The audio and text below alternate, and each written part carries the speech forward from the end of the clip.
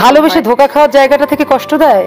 কিছু বলার নেই আসলে, কারণ কি বলবো, হয়তো বা আপনারা যখন জিজ্ঞেস করেন বা কোনো কিছু হয়তো আমি ইমোশনাল হয়ে যাই, কারণ আমার চোখের সামনে তো অনেক কিছু ভেসে ওঠে। সাকিবের জন্য আর কাঁদবেন না শবনম ইয়াসমিন বুবলি। মিমির সাথে ঘনিষ্ঠতা বাড়ায় এবারে সাকিব খানকে নিয়ে কাঁদতে কাঁদতে কি বলছেন তিনি। দর্শক, এ বিষয়ে বিস্তারিত দেখুন পুরো ভিডিওতে। বুবলি কি ছবিটা দেখেছেন এবং যদি দেখে থাকেন কি রিঅ্যাকশন? রিঅ্যাকশন তো পেয়ে গেছেন। তুফান সিনেমার প্রমোশনের জন্য কলকাতায় গিয়েছিলেন সাকিব খান। সেখানে প্রেস মিটিং হয়েছিল এবং কি সেই সময় সাকিব খান এবং মিমি একসাথে উপস্থিত হয়েছিলেন। সেই মুহূর্তে সাকিব খানকে প্রশ্ন করা হয়েছিল, আচ্ছা বর্তমানে বুবলিকে নিয়ে আপনার মন্তব্য কেমন? একথা বলার সাথে সাথে সাকিব খান মুখ ঘুরিয়ে নেন এবং মিমিও পাশে থাকা রায়হান রাফির কাছে জানতে চান বুবলিকে। আর এরপর থেকেই বুবলির মনে অনেক বড়ই আঘাত পেয়েছে, এমনটি জানাচ্ছে বুবলি যে আমি আর সাকিব খানকে নিয়ে কখনোই কাঁদবো না, তাকে কখনোই মনেও রাখতে চাই না। তার কারণ সাকিব খান যেখানে যান না কেন বুবলিকে অনেক বেশি আঘাত দেন এবং আঘাত দিয়ে কথাও বলেন।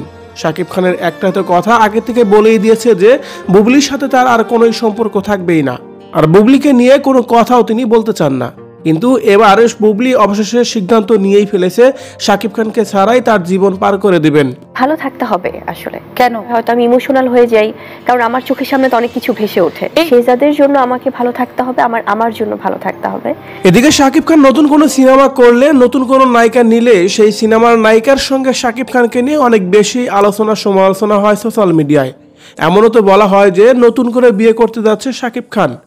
তাই তো এবারও তুফান সিনেমায় নতুন কিছু নয়, মিমি সাকিব খানের পাশে বসে থাকায় মিমিকে নিয়েও নানান কথা বলা হচ্ছে সোশ্যাল মিডিয়ায়। অন্যদিকে বুবলিও এইসব কথা শুনে যেন মনের মধ্যে অনেক বেশি ক্ষোভ বেঁধে যায় তার, এবং কি সাকিব খানকে নিয়ে যত আশা ভরসা ছিল সবকিছুই নিমিষের মধ্যে নষ্ট হয়ে যায়। তবে সর্বোপরি বুবলির এখন সিদ্ধান্ত হচ্ছে একটাই, তিনি তার ছেলে শেহজাদ খান বীরকে নিয়েই নিজের মতো করেই থাকবেন। কারোর সঙ্গে কারো সাথে তার জীবনকে আর কখনোই জড়াবেন না, এমনটি কাঁদতে কাঁদতে বলেছিলেন। তার কারণ তার আর কান্না করতে করতে এখন আর কান্না করার ইচ্ছাটাও শেষ হয়ে গেছে। প্রিয় দর্শক, বুবলির এই আবেগঘন মুহূর্তটাকে আপনি কিভাবে নিচ্ছেন কমেন্ট করে জানিয়ে দিন কমেন্ট বক্সে।